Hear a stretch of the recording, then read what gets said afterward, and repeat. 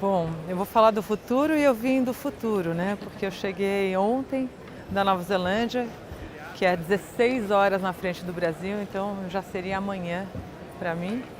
E quando eu venho para o Brasil, os meus amigos dizem que eu estou vindo de volta para o passado. Enquanto eles põem os slides, eu vou contar para vocês uma história. Há 15 anos atrás, eu vivi o auge da minha carreira. Eu tinha fundado a primeira agência de internet do Brasil, a Hipermídia. Tinha vendido essa agência para a WPP, que na época era a maior rede de propaganda mundial. E eu cuidava da operação de internet da Ogilvy na América Latina, uma operação de 250 pessoas em 5 países. E eu me via criando o futuro, e isso me movia. E eu viajava muito e era muito feliz naquela época.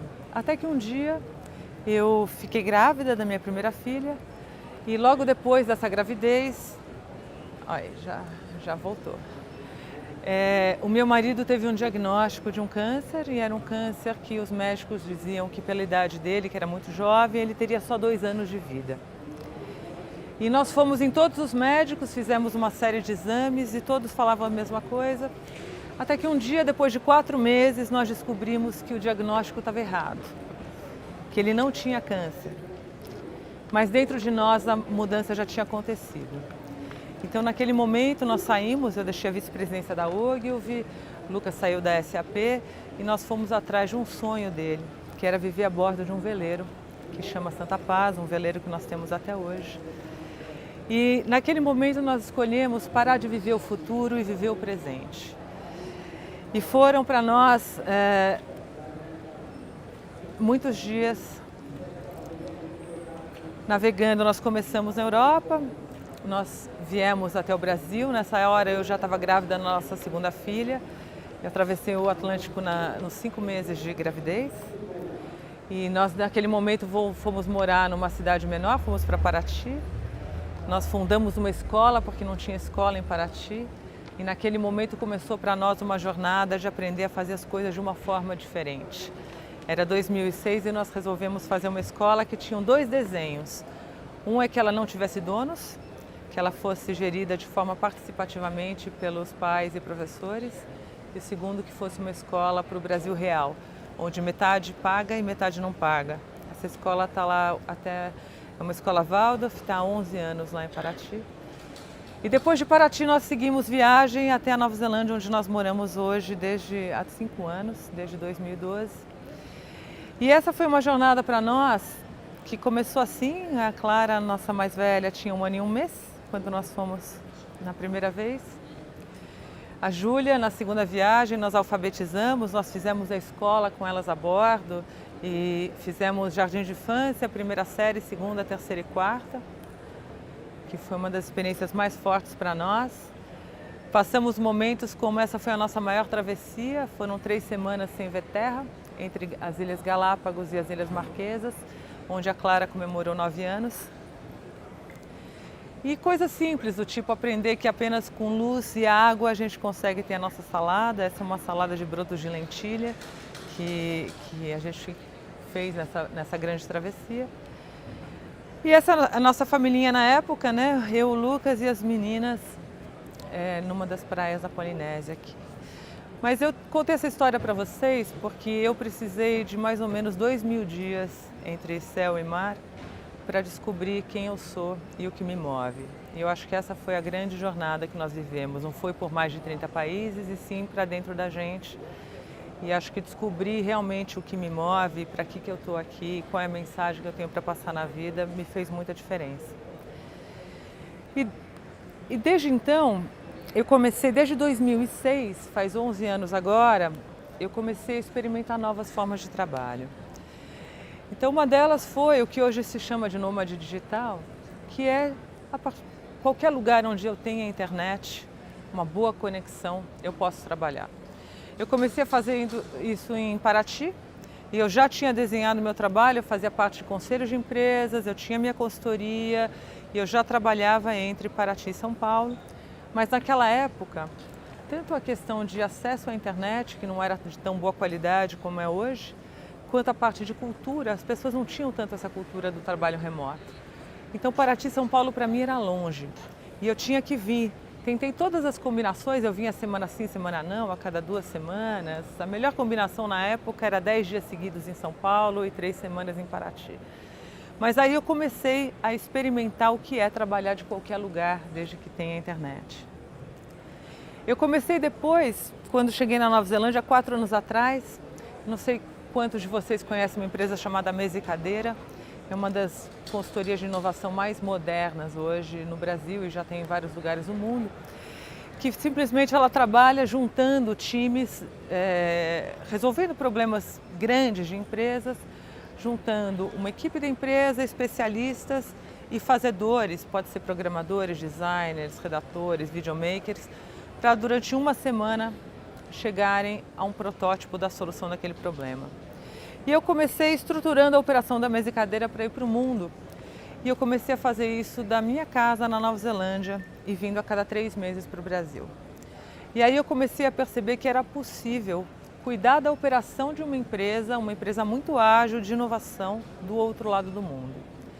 E aí eu percebi que hoje a Nova Zelândia está muito mais perto do Brasil do que Paraty estava em São Paulo em 2005, quando eu comecei a trabalhar remotamente.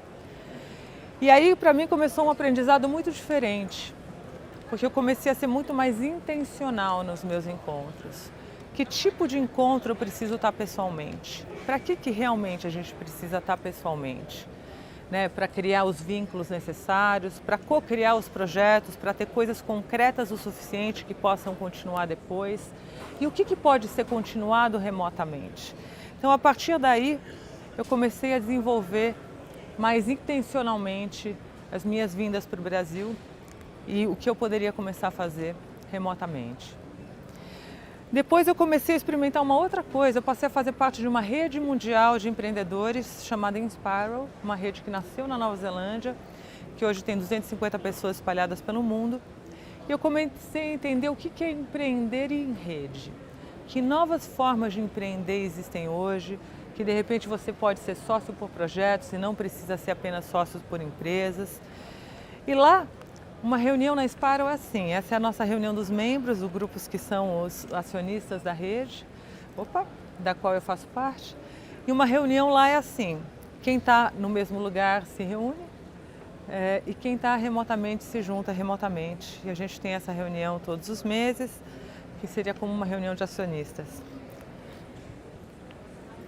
E depois eu comecei a experimentar, a me dedicar realmente a esse tema de futuro do trabalho, tanto para as pessoas quanto para as empresas. E hoje uma das coisas que eu tenho na minha consultoria também é um programa de mentoria que ajuda as pessoas a escolherem o estilo de vida que querem levar e desenharem o seu trabalho ao redor dele. E é desse lugar que eu quero falar para vocês hoje, de quem já está há pelo menos 14 anos experimentando outras formas de viver, de trabalhar e de ser. Então, muito do que eu vou falar para vocês hoje é o que eu já vivo, é a partir da experiência que eu já tenho e é um pouco do que eu estou vendo acontecer, principalmente nessa área do trabalho. E a gente vive hoje um momento assim muito singular. Mário trouxe já bastante esse tema hoje antes do almoço. Mas a gente vive um movimento muito singular. Por um lado, a gente tem não só uma nova geração, mas a gente tem hoje todas as pessoas procurando mais significado no que elas fazem e na forma como vivem. Então a busca por sentido é uma coisa já muito real, diziam que era coisa dos milênios, hoje já é de todos. E eu escolhi essa foto, essa é uma foto da Yenton, que é uma das, talvez, designers de usabilidade mais experientes que eu conheço no Brasil e no mundo. E ela hoje mora em Catuçaba, nesse sítio, com o seu marido, o PL. E eles continuam trabalhando nos projetos mais inovadores do Brasil e do mundo, em Nova York, em Los Angeles, a partir da casa deles, indo participar de imersões de prototipagem por uma semana em São Paulo. Eles fazem muitas mesas, por exemplo, ou em Nova York. E eles continuam e voltam para sua casa em Catuçaba, onde para eles o que tem sentido é poder plantar sua comida, poder ter acesso à comunidade local, é poder viver de uma forma simples. Então eles são duas pessoas que já há alguns anos vivem assim e eles não deixaram de continuar fazendo os trabalhos mais inovadores no Brasil e no mundo principalmente em relação à internet, trabalhos para marcas como Coca-Cola, Nestlé e tudo mais. Então a gente percebe que hoje, né, a busca de sentido, de flexibilidade, de autonomia é uma coisa regente e cada vez vai ser mais regente no mundo hoje. E é por isso que, se vocês verem, essa é uma pesquisa do Gallup que mostra que, em média no mundo, 13% das pessoas que trabalham numa empresa se sentem engajadas. O resto tem níveis diferentes de desengajamento. Ou elas estão desengajadas ou extremamente desengajadas, desesperadas, não importa. Em média, 13% das pessoas se consideram engajadas. Eu acho que essa é uma coisa bastante importante que nos faz refletir, né? E na Nova Zelândia e na Austrália é um pouco melhor do que aqui, 24%, é o país onde tem maior número de engajamento, é 24%. Acho que isso dá para a gente refletir um pouquinho. Então, se por um lado a gente tem isso de uma busca cada vez maior de sentido, de significado, de liberdade, de autonomia, por outro lado a gente tem uma outra coisa muito importante acontecendo, que é essa evolução exponencial tecnológica, que eu acho que o Mário apresentou muito bem hoje, antes do almoço. A gente vive um mundo hoje, né, a gente vive a questão da singularidade, né, essa teoria de que agora os computadores vão ficando cada vez mais inteligentes, com inteligência artificial, com capacidade de aprender sozinhos, ao ponto de que eles vão ter mais conhecimento do que toda a humanidade.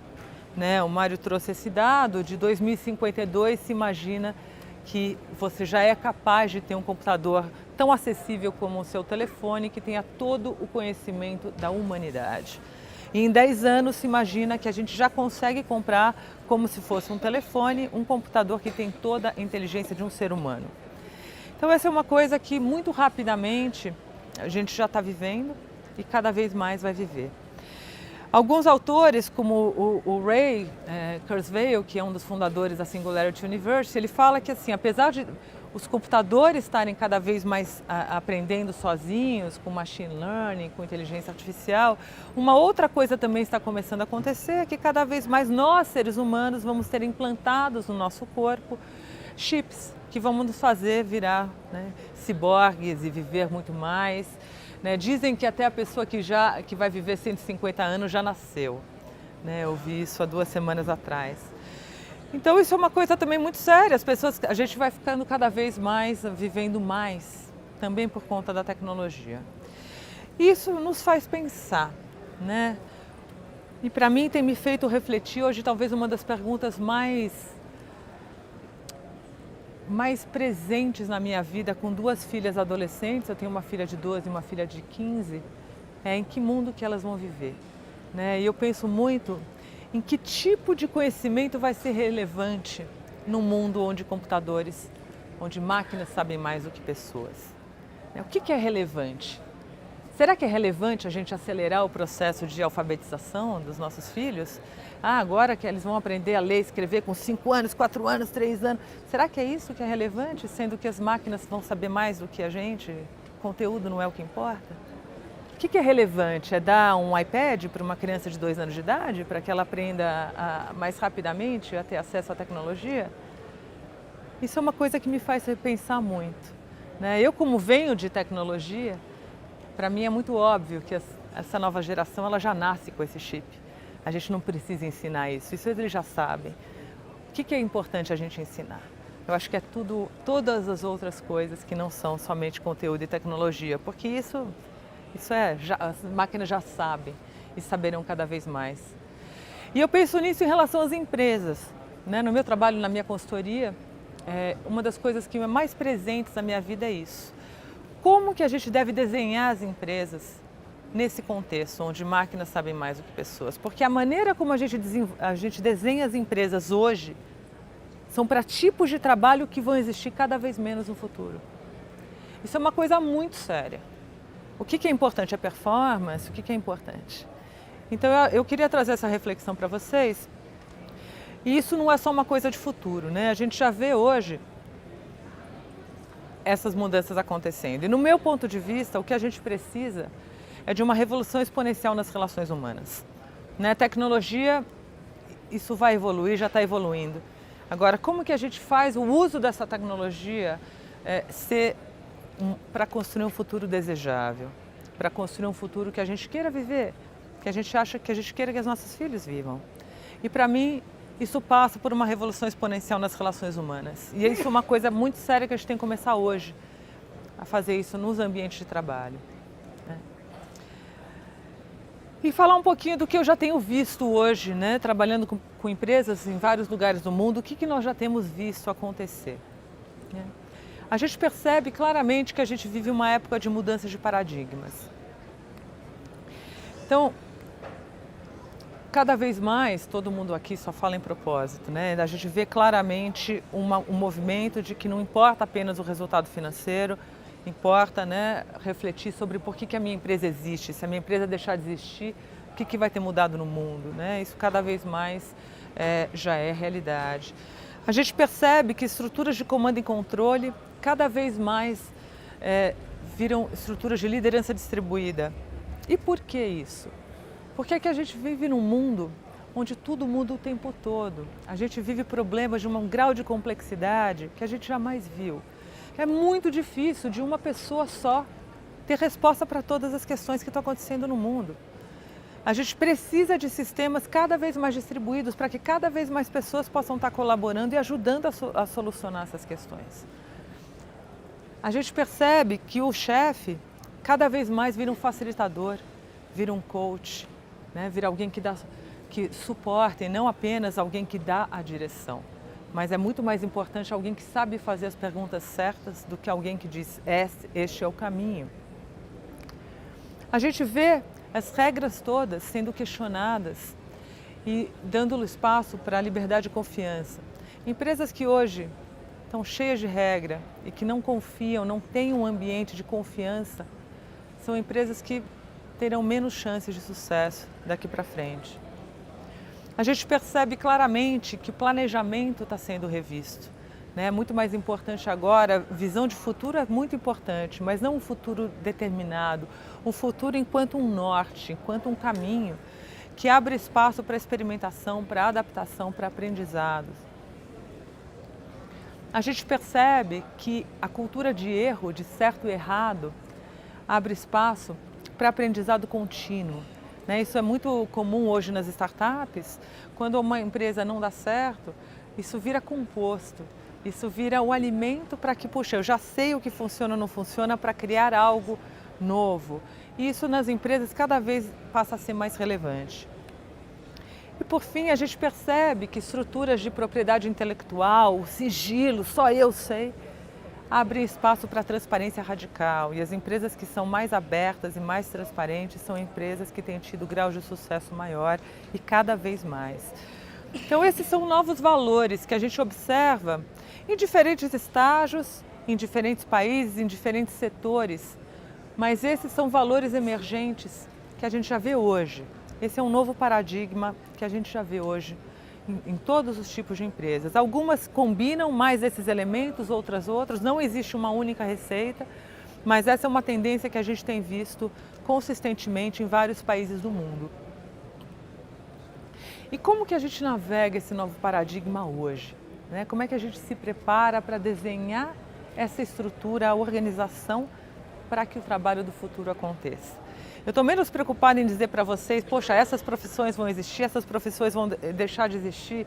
Eu acho muito mais relevante gerar reflexão de como que a gente tem que desenhar na minha organização hoje para que o tipo de trabalho que vai existir possa surgir, para que esse trabalho do futuro aconteça. E a gente percebe existem algumas áreas muito claras, de tendências de como que a gente organiza e desenha uma organização. Algumas são relacionadas... Opa! Passei. Algumas são relacionadas à cultura, algumas são relacionadas à liderança. Mas para nós, a primeira delas que está lá embaixo é o solo. O que tem que existir de solo para as empresas hoje? E para nós é muito claro que você criar confiança, pertencimento, autonomia e liberdade é o solo. Sem isso, nada mais existe. Esse é o solo que precisa ser criado intencionalmente. E existem formas de desenhar intencionalmente para que isso exista nas empresas. Outros elementos, aqui à direita, são os elementos de cultura, né? Então, cultura hoje numa empresa precisa ser cada vez mais participativa, cultura de experimentação e de aprendizado contínuo. E eu vou contar uns exemplos para vocês de como se desenha a cultura dessa forma. À esquerda são itens mais de liderança. Então, um líder que inspira e que apoia, né? Um líder que distribui o trabalho entre times e entre pessoas e que compartilha tudo com transparência radical. E em cima, por fim, a gente tem a questão de comunidade, de como que eu me conecto com outros parceiros, outras empresas. Porque hoje em dia, cada vez mais, é mais difícil que uma única empresa tenha todas as soluções. Então, cada vez mais, a gente tem que se ligar em rede, inclusive com concorrentes. Essa relação de quem é concorrente, quem é parceiro, hoje em dia está sendo revista. Como que a gente se junta com o maior número possível de pessoas para conseguir juntos solucionar os problemas. E eu vou contar agora uns 2 exemplos para vocês que ilustram um pouco esse frame de trabalho que a gente observa nas empresas hoje. Um deles é sobre propósito, porque propósito para nós é o centro, né? Aquele desenho tinha o centro dele como propósito. Eu escolhi a história de 2 líderes brasileiros para ilustrar para vocês propósito. Um deles é o Jorge, da Mercur, uma pessoa que eu admiro bastante.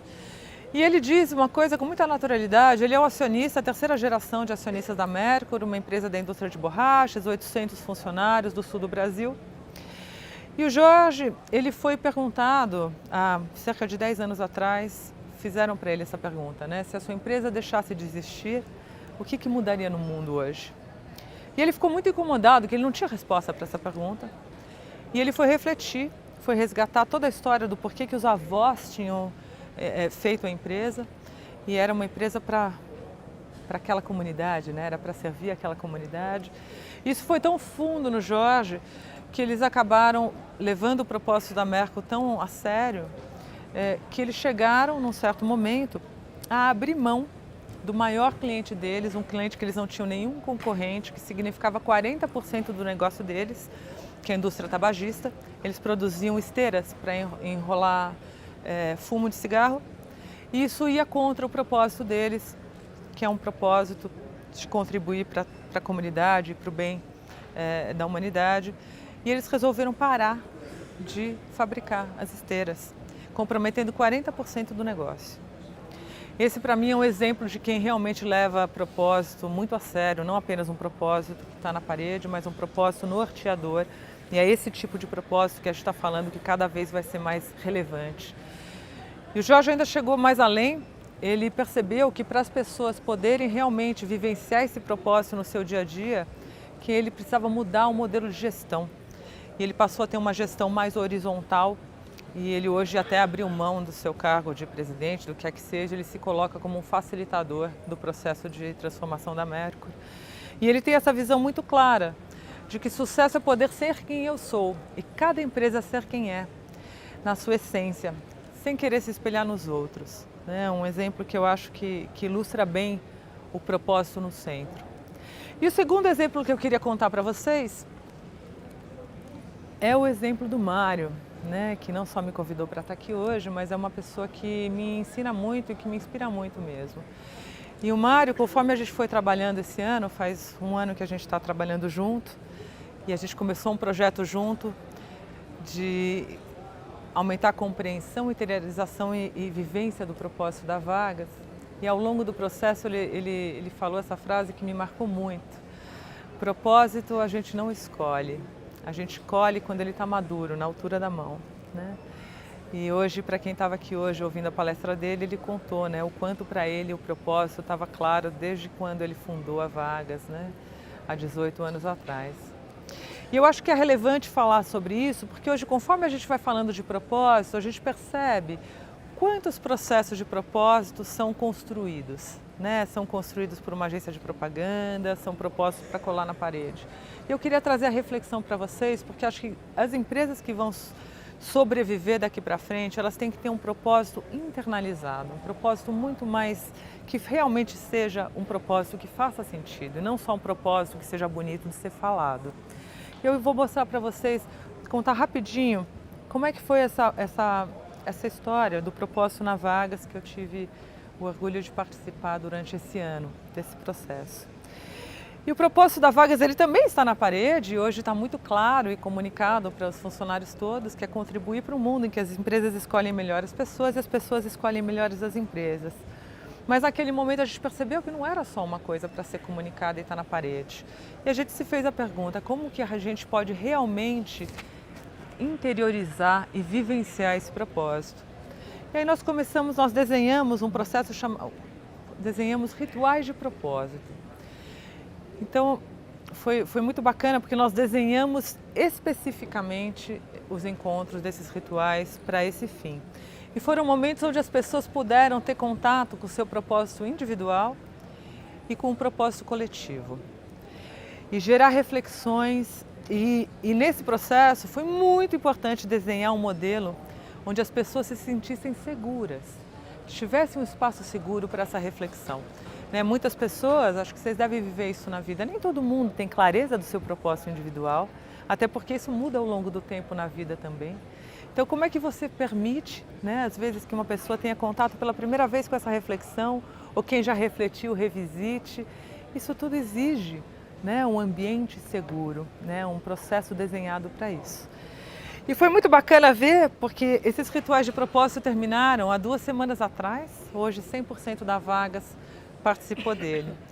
E eu fiquei, para mim é um momento de muita felicidade, porque nós começamos criando um grupo de 10 guardiões, nós escolhemos 10 líderes para serem os guardiões do propósito e da cultura da Vagas, e começamos o trabalho com este grupo, e este grupo agora replicou esse processo com a Vagas como um todo. Então, há 2 semanas atrás, terminou a turma número 17 e 100% dos colaboradores participaram desses rituais. E foram momentos assim muito bacanas, que nós desenhamos especificamente. Como que a gente cria pertencimento, como é que a gente cria espaço seguro, como é que a gente cria uma reflexão e uma vivência de propósito. Coisas como desenhamos jogos para que as pessoas pudessem ter tolerância a erro. O erro não é visto como um erro, o erro é visto como é celebrado, é parte do processo. Então todos esses rituais, eles envolvem jogos, eles envolvem reflexões individuais, reflexões em duplas, questionamentos do quanto nós estamos de fato, o meu propósito individual tem coerência com esse propósito coletivo, faz sentido? Não faz sentido? E faz sentido o propósito da Vagas estar sendo de fato vivenciado de uma maneira verdadeira com os meus clientes, com os meus fornecedores, com as pessoas que trabalham aqui dentro, com a comunidade, o quanto disso é verdadeiro e ter coragem para fazer esse tipo de questionamento e ver o que surge. Então isso para nós foi uma experiência muito bonita de ver o quanto mudou de patamar de fato esse vínculo. E eu acho que isso é relevante porque às vezes a gente passa por momentos e cada vez mais vamos passar por momentos complexos no ambiente de negócios. E passamos por vários na Vagas nesse processo, momentos muito difíceis e onde quando o propósito ele é muito claro, a gente entende que os momentos difíceis fazem parte do caminho, mas eu estou indo para aquele lugar e aquele lugar faz sentido para mim. Então eu acho que um propósito vivenciado realmente é uma coisa que faz muita diferença. Outro exemplo que eu queria contar para vocês, falando ainda de propósito, é um projeto que eu faço parte na Nova Zelândia, que é um projeto que escolheu um propósito para um país. Aí eu acho que é uma coisa muito diferente e está sendo para mim uma honra participar disso, porque a gente fala em propósito enquanto empresa, vocês imaginam o que é escolher o propósito de uma nação, A Nova Zelândia, há cerca de 1 ano, começou a se refletir, pessoas do governo se juntaram com pessoas de uma organização chamada Kiwi Connect, que há 3, 4 anos tinha criado um festival chamado New Frontiers para atrair pessoas do mundo inteiro para a Nova Zelândia. Esse projeto foi começado por 2 irmãos do Vale do Silício, o Matthew e o Brian Monahan. Eles tinham 2 startups no Vale do Silício, venderam uma delas por um valor bem grande e acabaram comprando uma região de vale perto de Wellington, chamada Whiteman's Valley. E começaram a perceber que eles pensavam diferente na Nova Zelândia. O Brian até me confidenciou, falou assim, eu sonho diferente. Eu falei, eu também penso diferente na Nova Zelândia. E eles começaram a pensar, poxa, e se a gente trouxesse as pessoas mais bacanas que a gente conhece para cá? Quem sabe elas também começam a pensar diferente, começam a pensar coisas juntas. E criaram esse festival chamado New Frontiers. E durante este processo, eles convidaram o chefe de imigração da Nova Zelândia para ir para o Vale do Silício. E ele visitou aceleradoras como o Y Combinator. E a partir daí, eles começaram, junto com o governo neozelandês, desenhar um propósito para a Nova Zelândia como nação incubadora de projetos de impacto global. E esse projeto evoluiu a ponto de criar um novo visto para o país, que foi lançado em fevereiro desse ano, chamado Global Impact Visa. Para mim foi muito marcante ver isso nascer, porque ao mesmo tempo que a gente via o Trump nos Estados Unidos, fechando o país, eu via a Nova Zelândia mudando o seu sistema de imigração para criar um novo visto, para atrair as 400 mentes mais brilhantes do mundo que queiram resolver os principais problemas da humanidade a partir da Nova Zelândia. A semana passada nós recebemos os 30 primeiros executivos, empreendedores e investidores, foi o primeiro grupo dos Fellows, o programa chama Edmund Hillary Fellowship. E eu essa semana estou participando da seleção, essa semana e a próxima, dos próximos 60 que vão entrar em abril. E eu tenho que dizer para vocês que é uma coisa assim, é difícil de descrever. Vocês imaginem o que é um país ter um propósito claro, a ponto de semana passada, uns dos fellows que foram para a Nova Zelândia, 5 deles, desse grupo de 30, são ligados a blockchain, incluindo o Fred, que é o fundador do Coinbase, que hoje é o maior estoque de Bitcoin do mundo. E para mim foi impressionante ver que no meio desse encontro, esses 5 fellows ligados a blockchain voaram para Wellington para se reunir com 25 pessoas do governo, incluindo o Banco Central, todos os reguladores, coisa que país pequeno consegue, né? Para dizer como que a gente tem que desenhar a regulação desse país para que seja interessante para vocês. E é uma coisa assim, é muito interessante de ver, porque certamente blockchain é a próxima internet, certamente eu tenho certeza que a Nova Zelândia vai ser um dos principais países do mundo em relação ao blockchain, porque é o país menos regulado do mundo e é pequeno a ponto de conseguir colocar numa mesma sala de reunião todas as pessoas de regulação. Então eu estou vendo nascer um projeto que vai realmente mudar um país. Isso começou por um propósito claro, né? Que é de nação incubadora dos principais problemas da humanidade a partir da Nova Zelândia. E eu queria contar mais um exemplo para vocês, que é da Insparrow, que é essa rede que eu contei para vocês que eu faço parte, que nasceu em Wellington, na Nova Zelândia, uma rede que hoje tem 8 anos, uma rede que tem mais ou menos 250 pessoas e que ao longo desses 7 anos criou mais ou menos 10 startups e atrai pessoas com um propósito muito claro, pessoas que querem trabalhar em projetos de impacto. Não importa que impacto seja para você ou para você, nós vamos trabalhar em projetos que façam sentido, senão a gente não está interessado. E começou fazendo, vou dar alguns exemplos das startups que existem. Uma é um bootcamp de tecnologia de 3 meses chamado Dev Academy, que existe em Wellington e em Auckland, para ensinar programação para as pessoas que não são programadores, né? Faz isso em 3 meses, ensinando não apenas, né, o pensamento do programador, como que você constrói e desconstrói realidades, como é que você faz isso junto com yoga, junto com uma série de coisas para que você também tenha, né, os componentes humanos. Outra é uma empresa de contabilidade, eu acho o máximo, uma empresa de contabilidade que tem um propósito claro em ajudar projetos de impacto, né, que queira fazer disso o seu propósito. E por último, essa foi a única empresa que não nasceu do grupo de dentro para fora, ela veio já pronta, é uma empresa australiana que se juntou a gente agora em fevereiro, porque entendeu a importância que a rede poderia ter para eles. É uma empresa que faz próteses para crianças usando scanners e impressoras 3D e reduziu drasticamente o preço e o tempo de fabricação de próteses, Abilitymate. Mas o que eu queria dizer para vocês? A Insparrow, para mim, ela é um exemplo muito interessante de cultura das organizações do futuro, né? Como você cria cultura participativa, autonomia, liberdade, uma série desses fatores que eu falei para vocês. E ela faz isso de algumas formas. A primeira delas foi, essa é uma empresa que existe, chama Lumio, que existe há 6 anos e que nasceu de ativistas do movimento Occupy, acho que vocês, né, que ocuparam as ruas de Nova York, de vários lugares do mundo.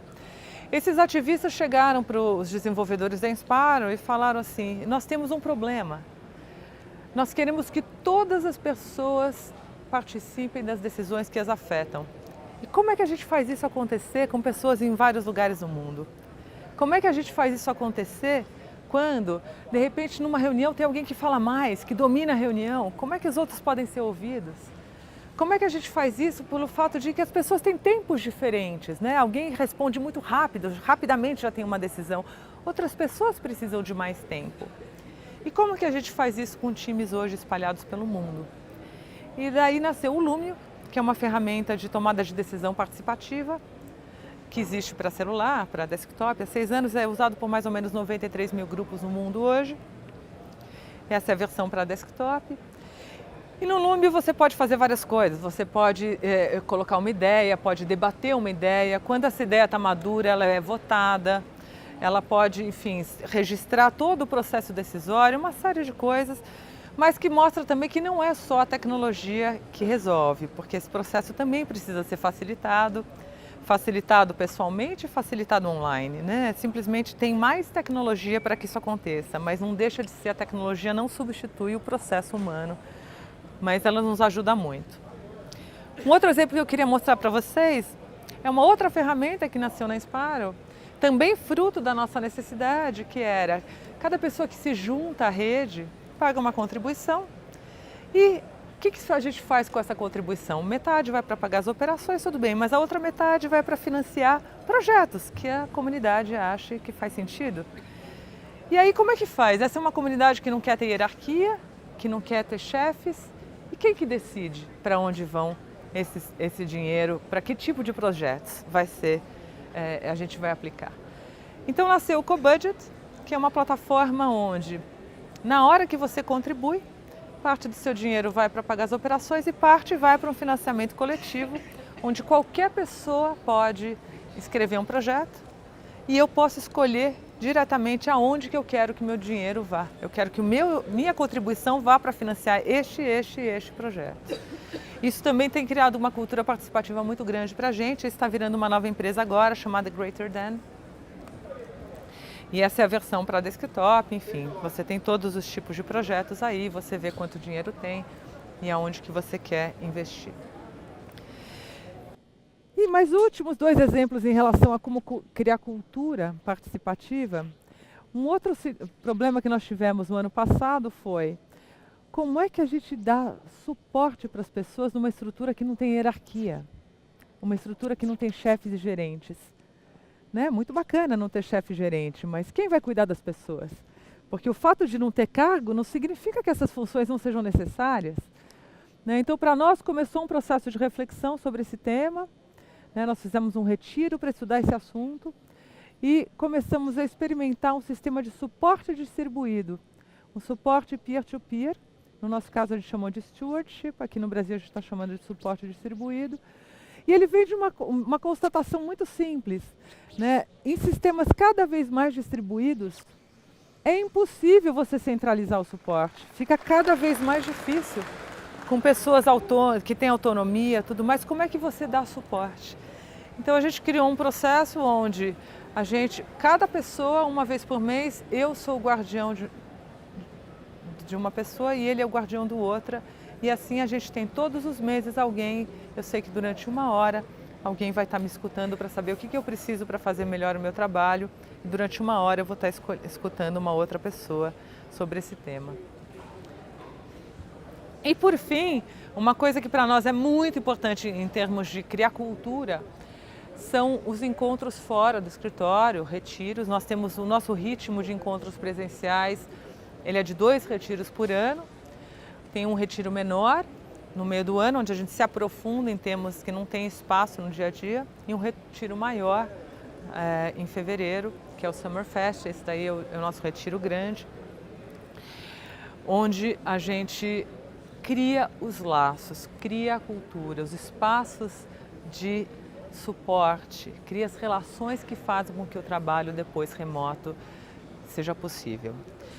E eu acho que é muito importante falar desses retiros e falar desse tipo de processo, porque cada vez mais vocês vão ver, já devem ver na empresa de vocês, cada vez mais a gente vai ter pessoas trabalhando de outros lugares e começa a existir uma questão muito importante, que é como que você cria cultura, onde de repente as pessoas não têm mais o espaço físico para ir como elo de criar uma cultura. É muito diferente quando você vai para o trabalho todo dia, você está no mesmo lugar, isso cria-se cultura de uma forma, conforme você vai se movimentando para modelos de trabalho cada vez mais remotos, como que você cria cultura? Né? A gente já vive isso há 7 anos e a gente sabe a importância dos retiros e dos encontros fora do escritório para criar cultura. Para nós, assim, é o nosso ritmo de batida do coração.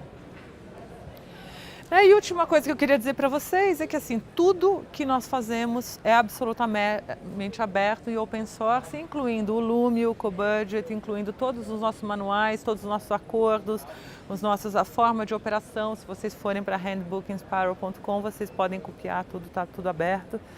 Porque a gente sabe e acredita que ao abrir, a gente está primeiro realizando o nosso propósito, que é mais pessoas trabalhando em coisas que importam, mais pessoas que possam estar fazendo uso disso. Segundo, quando as pessoas usam algo nosso, elas melhoram, elas aprimoram. Então a gente consegue ter projetos melhores, softwares melhores, processos de trabalhos melhores, porque esse é o espírito de abrir as coisas que a gente faz. Então a gente leva a transparência radical muito a sério. Então eu queria só fechar para vocês dizendo que para nós, a gente vive claramente um momento de um novo sistema operacional humano. E aqui falando de líder, né, de liderança. Liderança cada vez mais, né, vivendo o propósito de uma maneira muito genuína, não só um propósito da boca para fora, mas um propósito que tenha conexão, né, que seja verdadeiro para mim, que seja verdadeiro coletivo. A gente vê cada vez mais facilitações presenciais e facilitações online precisando acontecer no trabalho para que ele flua bem. A gente percebe, para mim talvez uma das coisas que eu mais faço no meu trabalho seja o design estratégico de conversas. Né? Ter muito claro para que é esse encontro hoje, o que eu quero criar nesse encontro hoje, como que eu vou desenhar esse encontro. E coisas muito claras, por exemplo, reunião de um dia para outro, só existe se um fala e outro escuta. Se você quer que tenha uma reunião que seja participativa, já não começa daí, já é impossível. Então, como que você desenha um processo para que ele seja participativo? Para que as pessoas se sintam ouvidas, para que as pessoas possam contribuir, para que a gente possa aproveitar toda essa abundância que existe em modelos distribuídos, né? Isso tem um jeito de fazer, né? O design estratégico de conversas cada vez vai ser mais relevante no mundo do trabalho. E cada vez mais a gente vai ver modelos de gestão mais participativos. Não estou dizendo que todas as empresas vão ser horizontais, mas cada vez mais as empresas que vão querer ter mais sucesso daqui para frente vão cada vez mais conseguir fazer com que as pessoas tenham mais autonomia e participem mais dos seus processos. Porque é impossível hoje a gente dar conta de toda essa velocidade, essa complexidade que existe no mundo, se a gente não fizer cada vez mais com que mais pessoas dentro e fora da empresa participem. E era um pouco disso que eu queria falar para vocês. Eu acho que o futuro, eu já vivo ele há vários anos. Né? Acho que existem, sem dúvida, a gente daqui a 10 anos com inteligência artificial e tudo mais, isso vai ser muito mais acelerado, mas o futuro é o presente que a gente cria hoje. E hoje é a hora da gente desenhar um novo modelo de organização para que o tipo de trabalho do futuro exista, porque da forma como ele está desenhado hoje, é para um tipo de trabalho que cada vez menos vai existir no mundo, porque as máquinas vão fazer grande parte deles. E era isso que eu queria dizer para vocês.